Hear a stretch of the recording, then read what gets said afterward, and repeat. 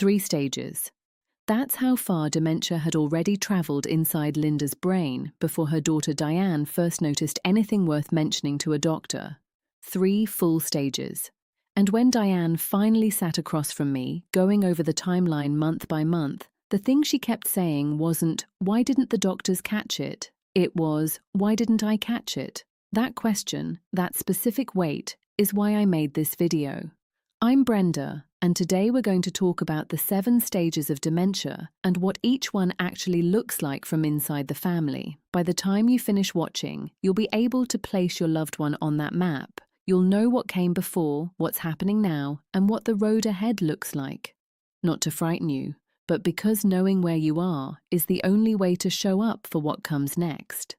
There's something I need to address before we go into the stages, because it shapes everything that follows. Most people carry a picture of dementia that starts with obvious memory loss.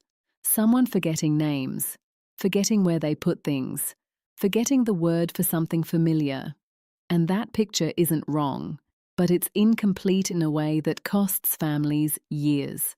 The data is clear on this. The neurological changes that define the early stages of Alzheimer's type dementia, which accounts for the majority of dementia cases, begin accumulating in the brain anywhere from 10 to 20 years before a single symptom appears. 10 to 20 years. The brain has extraordinary compensating ability. It reroutes, it finds workarounds, it masks what's being lost for a very long time. So the family sitting at the dinner table, watching their mother tell the same story twice in one evening, tends to think, that's just getting older, that's stress, that's tiredness, and often they're right, but sometimes they're not. And there's no visible line between those 2 possibilities, not from the outside, and not without knowing what to look for.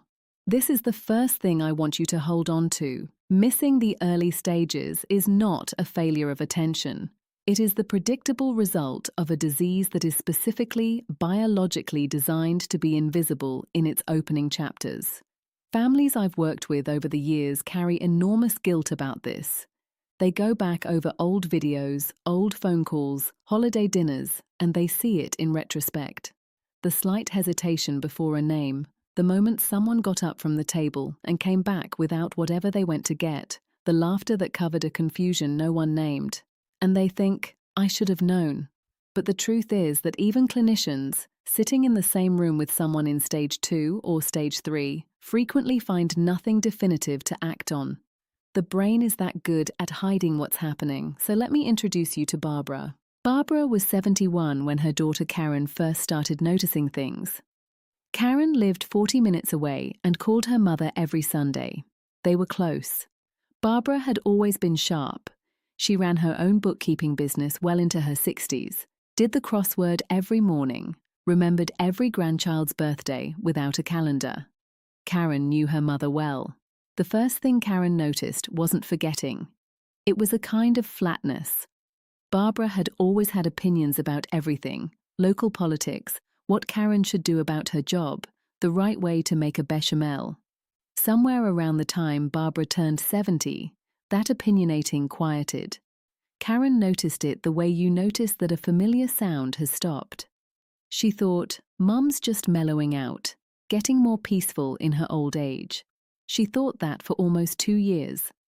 The second thing Karen noticed was that Barbara had stopped initiating.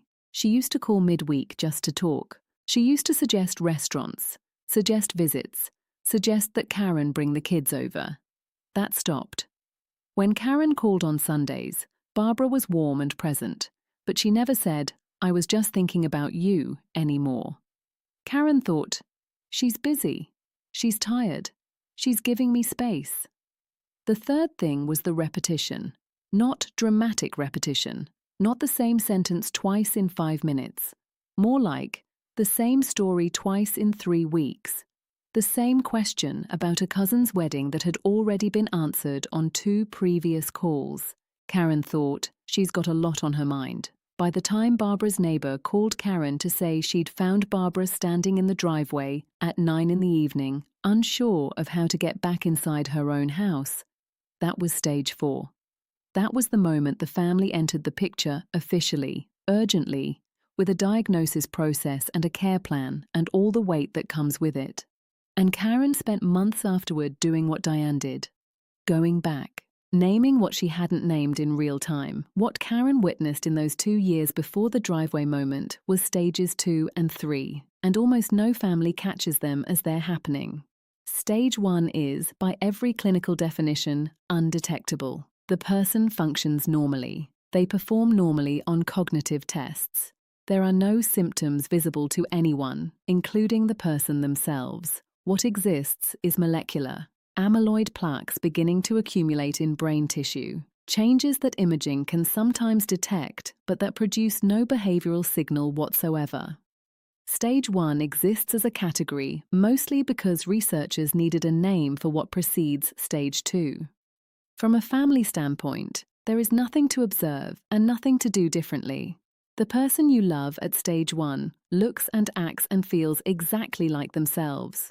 Stage 2 is what most people would call normal aging, and here is where the map starts to matter. At Stage 2, a person may begin to notice some things themselves, occasionally forgetting a name they know well, losing track of where they put something, feeling like their thinking is slightly slower than it used to be. The key word is occasionally, not consistently, not progressively, just enough to be mildly annoying, the kind of thing that everyone over 50 experiences at some point. What distinguishes Stage 2 from ordinary aging is not the symptom itself, but the pattern. And that pattern is almost impossible to evaluate without a baseline and a timeline. A single episode of forgetting a word means nothing. A gradual, quiet shift across many months means something. But you can only see that gradient if you're tracking it, and almost nobody is. What happens in the brain at Stage 2 is that the compensating mechanisms are working hard. Neurons are rerouting around areas of accumulating damage. The hippocampus, the brain's primary memory-forming structure, is beginning to be affected, but not enough to break through the surface of daily function. The person at Stage 2 is, in almost every practical sense, fine. They go to the grocery store. They manage their finances. They maintain their relationships. They are fine. What you can do at Stage 2, if you have any intuition that something feels slightly different about someone you know well, is simply begin paying attention with more intention. Not alarm, not intervention, just attention. Notice whether the small things you observe are isolated or accumulating.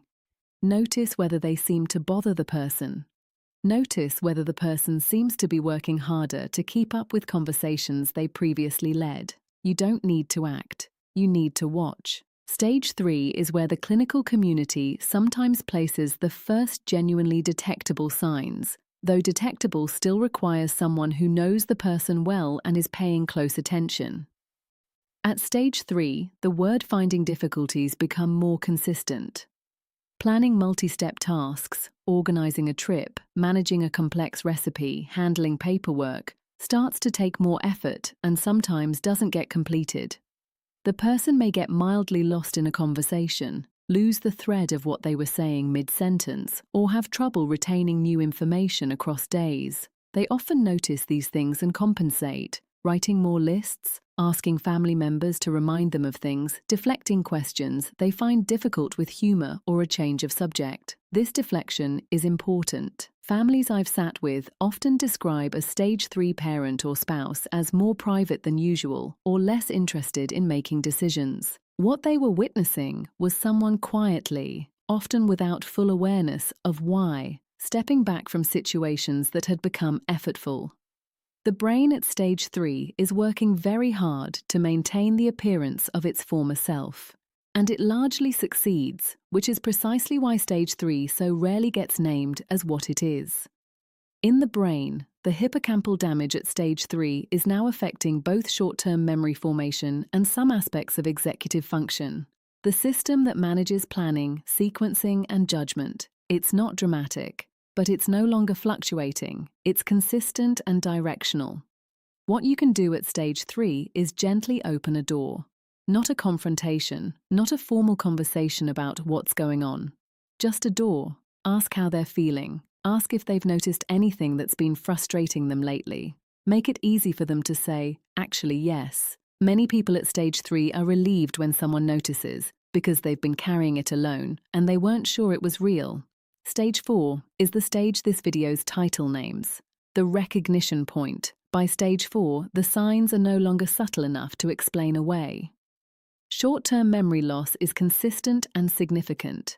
The person forgets recent conversations, recent events, things that happened days ago.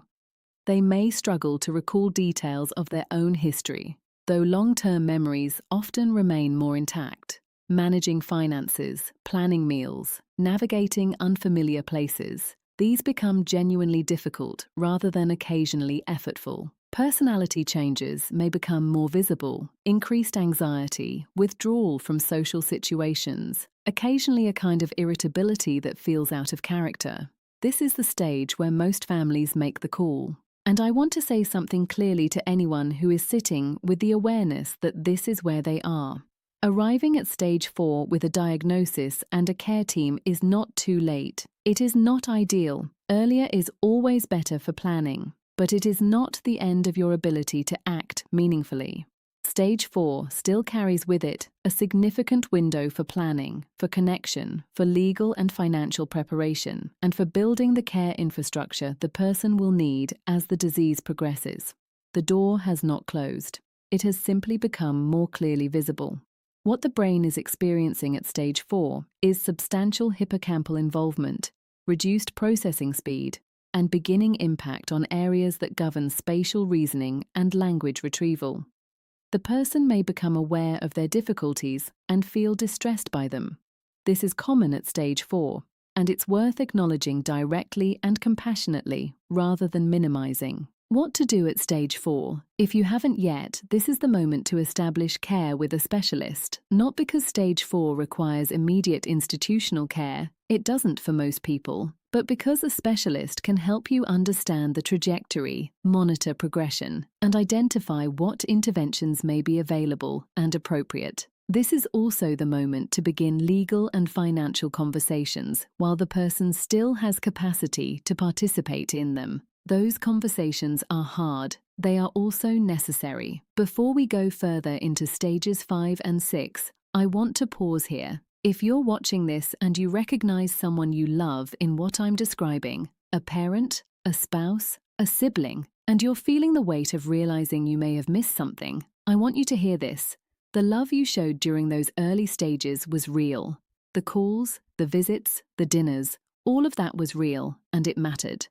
The fact that you didn't have a name for what was happening doesn't mean you weren't present. You were. You just didn't know what you were present for. Take a moment to share in the comments which stage you're navigating right now. I read every single one. And when you see others responding, you'll understand that you are part of a community of people carrying exactly what you're carrying, and doing it with more strength than they give themselves credit for. Stage 5 is where the caregiving equation shifts substantially. At this stage, the person requires help with daily activities, choosing appropriate clothing, preparing meals safely, managing medications. They may not consistently know the date, the year, or where they currently live, though they typically still recognize family members and can communicate. Long-term autobiographical memories, their own story, major life events, the people who have been central to their life, remain more preserved than recent memory. One thing families often find disorienting at stage 5 is the unevenness. There will be hours, sometimes full days, where the person seems almost like themselves, clear, conversational, present, and then there will be hours where they are clearly somewhere else. Families sometimes interpret the good hours as evidence that the person is better or could do more if they tried. This is not what's happening. The brain at stage 5 fluctuates based on time of day, fatigue, stress, and other physiological factors. The clearer moments are real, but they don't indicate reversal or deliberate withholding. They are windows, not restorations.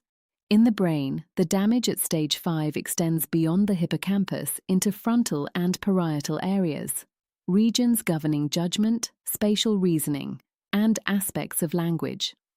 The person's world is becoming smaller, not by choice, but by neurological constraint. What to do at stage 5? This is the moment to seriously evaluate the caregiving structure. In-home care, adult day programs, and caregiver respite are not luxuries at this stage. They are functional necessities. Family caregivers at stage 5 are at high risk for burnout, depression, and physical health decline. The science on caregiver health is unambiguous. Sustained high-intensity caregiving without support has measurable negative effects on the caregiver's own cognitive and physical health. Taking care of yourself is not separate from taking care of your loved one. It is part of it. Stage 6 brings the need for full-time care. At this stage, the person requires assistance with most basic activities: bathing, dressing, toileting. They may not consistently recognize family members, though they often respond to emotional tone and familiar physical presence even when they can't name who you are. Behavioral changes, agitation, anxiety, sleep disruption, sometimes repetitive movements or vocalizations, are common and can be among the most difficult aspects of stage 6 for families to witness. What happens in the brain at stage 6 is widespread cortical involvement. The areas that manage language, recognition, and motor coordination are all significantly affected. The person's connection to the external world has narrowed considerably, but connection itself, through touch, through tone of voice, through consistent presence, remains possible and meaningful. This is not a stage of absence. It is a stage of different presence. There is a belief I encounter regularly among families of stage 6 patients that I want to address directly: the belief that because the person can no longer remember you, they can no longer feel you. The science does not support this. Emotional memory, the felt sense of safety, comfort, and recognition, operates through different neural pathways than episodic memory. A person who cannot tell you their daughter's name can still feel calmed by their daughter's voice. A person who doesn't remember the 40 years of a marriage can still feel soothed by a familiar hand. Do not stop showing up because you believe they can no longer receive you. They can, just differently than before. What to do at stage 6? Evaluate whether the current care setting is sustainable and appropriate. Many families reach stage 6 still providing home care, and for some families that remains the right choice. For others, residential memory care becomes necessary, not as abandonment, but as an acknowledgement that the level of care required exceeds what 1 or 2 people can safely provide around the clock. There is no universal right answer here. There is only the honest question: is this person getting what they need, and is the person providing care able to sustain it? Stage 7 is the final stage. I want to speak about it plainly because families deserve honesty, and I want to speak about it gently because honesty without gentleness serves no one. At stage 7, verbal communication becomes very limited or absent. The person loses the ability to walk independently, to swallow without assistance, to control basic motor functions. They are largely confined to bed. Their awareness of the surrounding environment is minimal. The brain at stage 7 has sustained damage across virtually all functional regions. What families often ask me at this stage is, does she know I'm here? The honest answer is, we don't fully know. What we do know is that physiological responses, changes in breathing, in muscle tension, in the subtle signals that indicate comfort or distress, continue to be influenced by presence, touch, and voice even at stage 7. The familiar does not disappear entirely. It may simply become something felt rather than recognized. What to do at stage 7? Be there. Hold their hand. Talk to them the way you always have. About small things, about memories, about what the weather is like outside. You don't need a script. You don't need them to respond. Your presence is not wasted.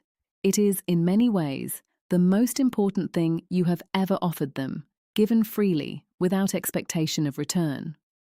Work with the care team on comfort-focused goals. Understand what palliative care means and what it can offer. Let go of the idea that there is something more you should be doing. There isn't. Being fully present with someone at the end of their life is not a small thing. It is an enormous thing. It is enough. Karen came back to see me about 8 months after her mother Barbara passed. She didn't need anything specific. She just wanted to talk through the timeline one more time, from the beginning. The flatness she'd noticed when her mother mellowed. The Sundays when Barbara stopped initiating calls. The repeated story about her cousin's wedding. And the driveway, in the dark, at 9 in the evening. She said something I've thought about many times since. She said, "I think what I needed wasn't to catch it earlier. I think what I needed was a map, so I could have known that what I was in the middle of had a name, so I didn't feel like I was just losing her to nothing." That's what these 7 stages are. They're not a verdict, they're a map. And having a map doesn't change the road, but it changes how you walk it. If this video gave you something to hold on to, a stage name, a recognition, a moment of relief that what you're seeing has been seen before, subscribe to this channel. Every week I'm here with information that I hope makes this road a little clearer and a little less lonely. This video is for informational and educational purposes only. It does not constitute medical advice and is not a substitute for consultation with a qualified healthcare professional. If you have concerns about yourself or a loved one, please speak with your doctor or a licensed specialist.